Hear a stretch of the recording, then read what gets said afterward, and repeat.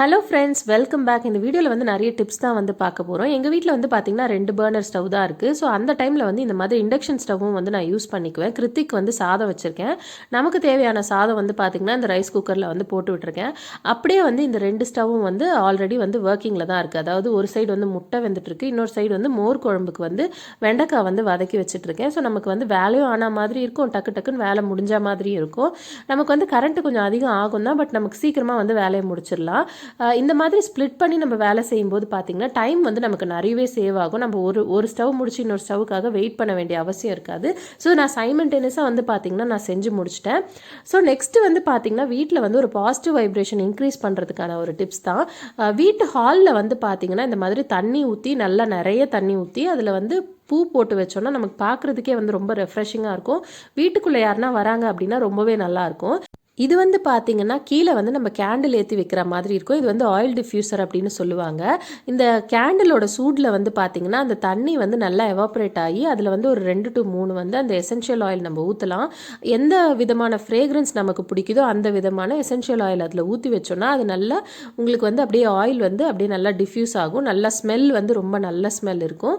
அது மட்டும் இல்லாமல் இப்போ நமக்கு வந்து சில நாள் வந்து நம்மளால் விளக்கேற்றி வைக்க முடியும். சில நாள் வந்து பார்த்திங்கன்னா நம்ம நான்வெஜ் சாப்பிட்ருப்போம், விளக்கேற்ற முடியாமல் இருக்கும். அந்த டைமில் வந்து நீங்கள் வெறும் கேண்டில் மட்டும் கூட ஏற்றி வைக்கலாம்.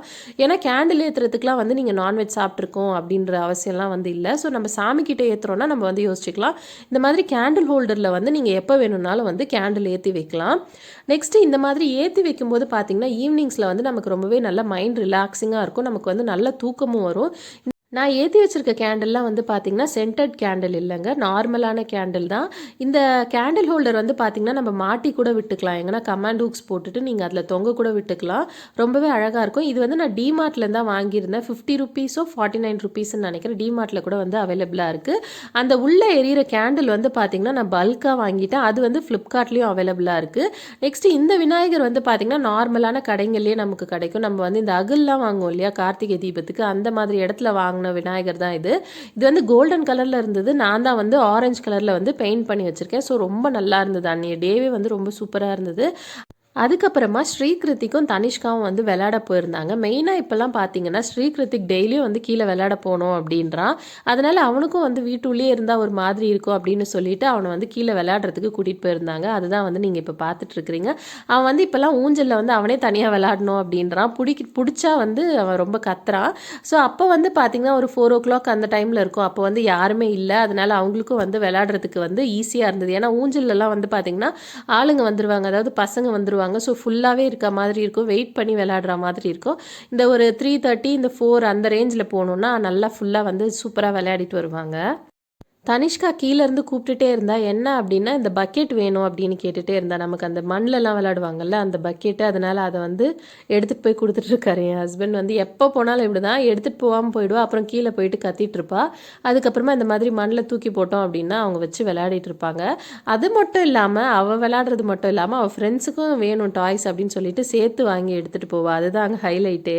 நெக்ஸ்ட்டு வந்து ராகி தோசை செய்கிறதுக்கான ரெசிபி சொல்ல போகிறேன். அதாவது மாவு எப்படி அரைக்கணும் அப்படின்றது. நான் வந்து ஆழாக்கில் சொல்கிறேன், நீங்கள் வந்து கப்பில் கூட வந்து மெஷர்மெண்ட் எடுத்துக்கலாம்.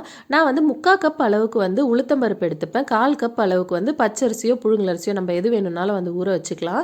நான் வந்து பார்த்திங்கன்னா அன்றைக்கி பச்சரிசி ஊற வச்சுருந்தேன். 1/4 கப் அளவு பச்சரிசி. அதுக்கப்புறமா கொஞ்சமாக வந்து ஒரு டீஸ்பூன் போல் நீங்கள் வந்து வெந்தயம் சேர்த்துக்கலாம். இது வந்து எவ்வளோ நேரம் ஊறணும் அப்படின்னு பார்த்தீங்கன்னா ஒரு 1 hour ஊறிச்சினாலே உங்களுக்கு போதும். இல்லைனா ஒரு 2 hours கூட நீங்கள் வந்து ஊற வச்சுக்கலாம். ஸோ இப்போ இது வந்து நம்ம நல்லா ஊற விட போகிறோம். அதுக்கப்புறமா வந்து பார்த்திங்கன்னா தனிஷ்காவும் அவங்க அப்பாவும் வந்து வீட்லேயே கிரிக்கெட் விளையாடிட்டு இருந்தாங்க. நான் சொல்லிகிட்டே இருந்தேன் ஏதாவது உடைய போகுது, டிவி மேலே இருக்கிறது ஏதாவது விழப்போகுது அப்படின்னு சொல்லிகிட்டே தான் இருந்தேன். அதே மாதிரி கரெக்டாக ஒன்று விழுந்தது. ஆனால் அது வந்து லைட் வெயிட்டான பொருள், அதனால வந்து ஒன்றும் ஆகலை. இருறா ஒரு அவுட் பண்ணுற காட்சி எடுக்கலாம்.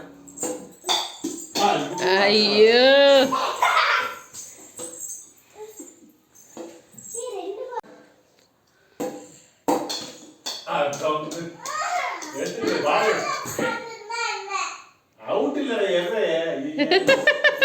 அழுமூஞ்சி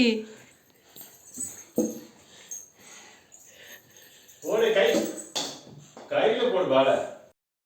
இப்போ நம்ம ஊற வச்ச உளுத்தம் பருப்பை வந்து ஒரு பெரிய ஜாரில் போட்டு அரைச்சி எடுத்தாச்சு. ஸோ அதுக்கு எவ்வளோ வந்து ராகி மாவு சேர்க்கணும் அப்படின்னு பார்த்தீங்கன்னா 1.5 கப் அளவுக்கு வந்து ராகி மாவு சேர்த்திங்கன்னா போதும். அதுக்கப்புறமா உப்பு கொஞ்சம் சேர்த்துட்டு நம்ம வந்து உடனே யூஸ் பண்ணலாம். இதை நம்ம வந்து கொஞ்சம் நேரம் புளிக்க வைக்கணும் அந்த மாதிரிலாம் இல்லை. இது புளிச்சா வந்து அந்தளவுக்கு நல்லாவும் இருக்காது. ஸோ அதனால் நீங்கள் அப்படியே யூஸ் பண்ணலாம். உப்பெல்லாம் வந்து போட்டாச்சு. இப்போ இதுக்கு மிக்ஸ் பண்ணி வந்து நம்ம சாப்பிட போகிறோம். இதுக்கு கரெக்டான காம்பினேஷன் என்ன அப்படின்னா எங்களுக்கு பிடிச்ச காம்பினேஷன் வந்து கார சட்னி. ஸோ அன்றைக்கி வந்து நான் கார சட்னியும் வந்து செஞ்சுருந்தேன். ரொம்ப சூப்பராக இருந்தது. கொஞ்சம் காரமாக இருந்தால் நல்லாயிருக்கும். ஏன்னா ராகிக்கும் அந்த காரமான ஃப்ளேவருக்கும் வந்து ரொம்பவே நல்லாயிருக்கும். ராகி மாவு வந்து ஃபுல்லாக மிக்ஸ் பண்ணதுக்கப்புறமா வந்து பார்த்திங்கன்னா இந்த மாதிரி தான் இருக்கும். இது வந்து எங்களுக்கு ஒரு 1 ஆர் 2 வேலை, ஒரு 2 வேலை தான் வரும் இது. அது வந்து உங்களுக்கு நல்லா இந்த தோசை வந்து நீங்கள் நல்லா கிறிஸ்பியாக சுட்டு சாப்பிட்டிங்கன்னா ரொம்ப சூப்பராக இருக்கும். ரொம்ப வந்து கொஞ்சம் அந்த திக்காக வந்து சுடாமல் ஒரு மெலிசாக கிறிஸ்பியான மசால் தோசை மாதிரி சுட்டு சாப்பிட்டிங்கன்னா ரொம்ப நல்லாயிருக்கும்.